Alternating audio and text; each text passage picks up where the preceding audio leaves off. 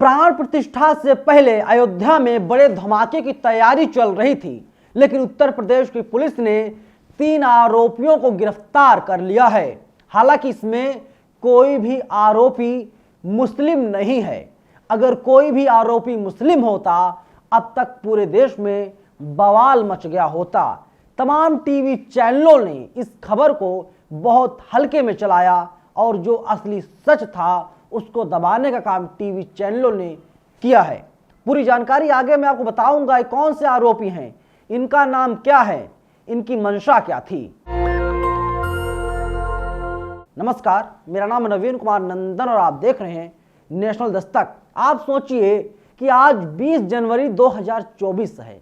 22 जनवरी 2024 को देश के प्रधानमंत्री नरेंद्र मोदी जाएंगे, यानी परसों ही मोदी अयोध्या जाएंगे और प्राण प्रतिष्ठा करने का काम करेंगे। उसके पहले कई दंगाई मानसिकता के लोगों ने राम मंदिर को उड़ाने की धमकी दी थी।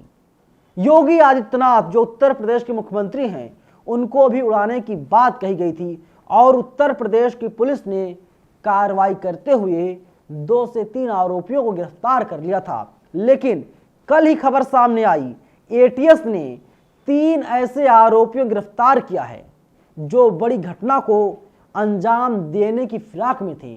और इनके नाम क्या क्या हैं वो मैं बताने जा रहा हूं, लेकिन सबसे पहले आप इन लोगों की तस्वीर को देख लीजिए।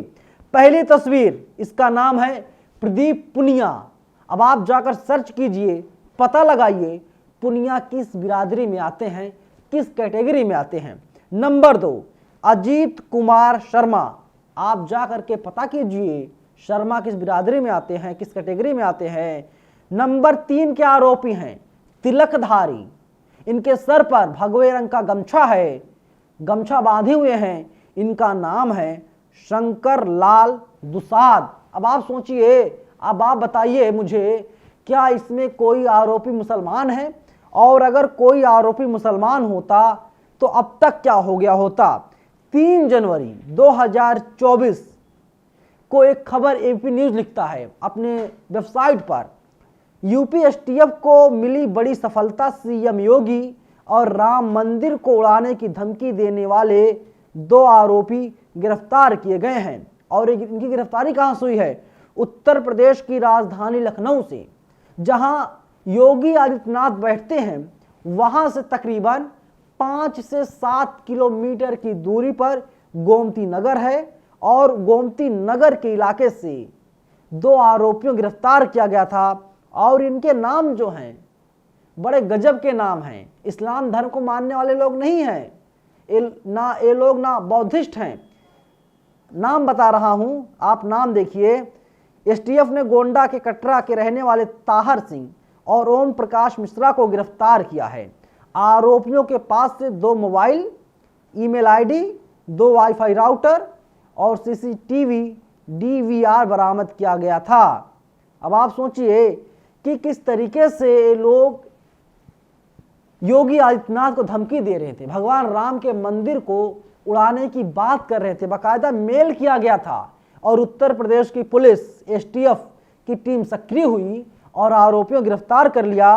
और एक खबर सामने आई थी कि भारतीय किसान मंच के राष्ट्रीय अध्यक्ष देवेंद्र तिवारी को एक धमकी भरा मेल आया था, जिसमें धमकी दी गई थी और उत्तर प्रदेश की पुलिस सक्रिय हुई थी और इन लोगों को गिरफ्तार कर लिया था। लेकिन जो मेन आरोपी, मेन एक्यूज्ड, वो अभी भी फरार बताया जा रहा है। पुलिस उसे खोजने का काम कर रही है। और जो खबर कल सामने आई है, एनबीटी लिखता है, राम मंदिर प्राण प्रतिष्ठा से पहले धमाके की तैयारी, यूपी एटीएस का खुलासा, बड़े हमले की तैयारी में खालिस्तानी समर्थक है।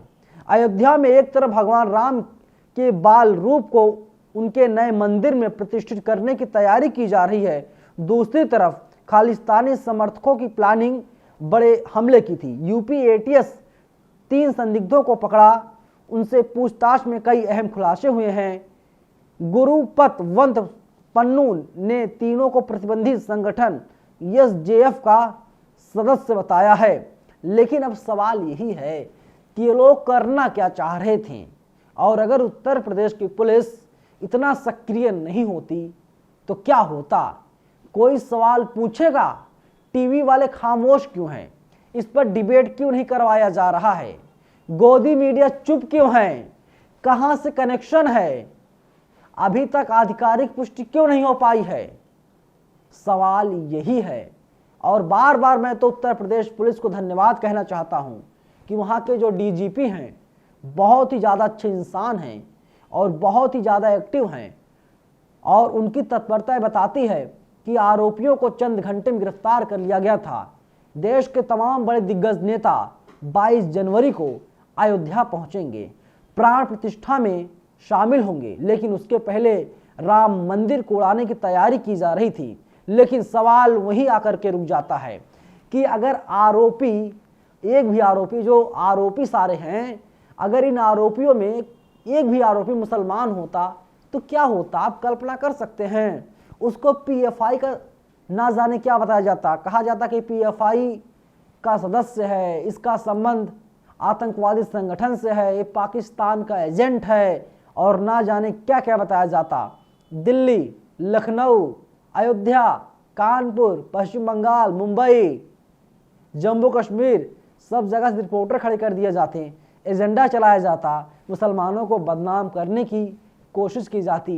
लेकिन यहाँ पर कोई आरोपी मुसलमान नहीं है, इसीलिए टीवी चैनल वालों की दाल नहीं गल पा रही है। ये लोग खोज रहे हैं कोई मुस्लिम एंगल मिले, कोई आरोपी मुसलमान मिले, तब तो एजेंडा चलाया जाए, मुसलमानों को टारगेट किया जाए, मुसलमानों को बदनाम किया जाए, और ये बताया जाए कि मुसलमान देशद्रोही होते ही हैं, ये लोग नहीं चाहते हैं अयोध्या में राम मंदिर बने। लेकिन यही टीवी चैनल वाले सवाल सत्ता पक्ष से नहीं पूछ पा रहे हैं।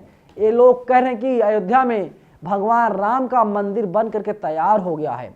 लेकिन साहब, सच्चाई यही है कि राम मंदिर जो है अभी निर्माणाधीन है, मंदिर का काम 100% नहीं हो पाया है, और उसके पहले ही प्राण प्रतिष्ठा किया जा रहा है। यानी मार्च, अप्रैल, मई के महीने में पूरे देश में आम चुनाव होने हैं, और 22 जनवरी को प्राण प्रतिष्ठा की जा रही है। अनुराग ठाकुर जो केंद्रीय मंत्री हैं, वे कहते हैं इस बार देश में 3 बार दीपावली का त्यौहार मनाया जाएगा, 22 जनवरी, और जब नरेंद्र मोदी प्रधानमंत्री बनेंगे, हैट्रिक लगाएंगे, तब दूसरी दीपावली होगी, और तीसरी दीपावली जब असल मायने में दीपावली होती है अक्टूबर नवंबर के महीने में।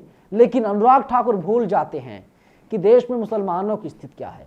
अनुराग ठाकुर भूल जाते हैं कि गरीबी खत्म क्यों नहीं हो रही है। बस सच यही है कि राम मंदिर के आड़ में गरीबी, महंगाई, भुखमरी, अशिक्षा, बदहाली, बेरोजगारी को दबाने की कोशिश की जा रही है, और टीवी मीडिया वाले इसमें सरकार का खुल करके साथ दे रहे हैं, और टीवी मीडिया वालों की दाल नहीं गल पा रही है। ये लोग चीख चीख कर चिल्लाते, देखिए कोई आरोपी जो है कि इसमें मुसलमान है, और इसके बाद ये लोग पाकिस्तानी हैं, पाकिस्तान से तार जुड़ा हुआ है, ये लोग माहौल को ख़राब करना चाह रहे थे, लोग राम मंदिर को उड़ाना चाह रहे थे। लेकिन अभी तक लगभग 5 से 6 आरोपी गिरफ्तारी हुई है, और इसमें कोई भी व्यक्ति मुसलमान नहीं है। इसीलिए टीवी वाले खामोश हैं, शांत हैं। और वहीं एक महिला पत्रकार जो पहले एबीपी न्यूज़ में काम करती थी और कुछ समय तक उन्होंने ललन टॉप में काम किया है, एक बातचीत के दौरान वो कहती हैं कि जब वो रिपोर्टिंग करती थी एबीपी न्यूज़ के लिए, तो उनसे कहा जाता था कि इसमें कोई आरोपी मुसलमान है, तो कहती थी नहीं, कोई आरोपी इसमें मुसलमान नहीं है। तो कहा जाता, खोजो कोई मुसलमान का एंगल, खोजो मुसलमान को आरोपी बनाओ। अगर गलती से किसी मामले में कोई आरोपी मुसलमान निकलता था, जबकि उस मुसलमान की कोई गलती नहीं होती थी, मुसलमान को ही मास्टरमाइंड बनाया जाता था। ये मैं नहीं कह रहा हूं, बल्कि एबीपी न्यूज़ में काम कर चुकी पत्रकार निवेदिता शांडिल्य ऑन कैमरे पर इस बात को माना है। वकायदा एक बातचीत के दौरान उन्होंने इन सारी बातों का खुलासा किया है। आप सोचिए कि टीवी मीडिया किस तरीके से लगातार दंगाई मीडिया बनती हुई दिखाई दे रही है, और असल खबरों को लगातार दबाने की कोशिश की जा रही है। और जितने आरोपी गिरफ्तार किए गए हैं इसमें कोई आरोपी मुसलमान नहीं है, कोई सिख है तो कोई ब्राह्मण है तो कोई ठाकुर है। इसीलिए टीवी वाले खामोश हैं, शांत हैं। फिलहाल आप लोग हमें अपनी राय कमेंट बॉक्स में जरूर बताइएगा। सवाल वही है, अगर कोई आरोपी मुसलमान होता तो क्या होता। धन्यवाद। नेशनल दस्तक की आपसे गुजारिश है कि अगर इसको बचाना चाहते हैं तो नेशनल दस्तक को सब्सक्राइब करने के लिए रेड कलर के सब्सक्राइब बटन को दबाएं, फिर बेल आइकन की घंटी दबाएं। नेशनल दस्तक को बचाने के लिए बहुत जरूरी है कि हर खबर को शेयर करें, लाइक करें, कमेंट जरूर करें।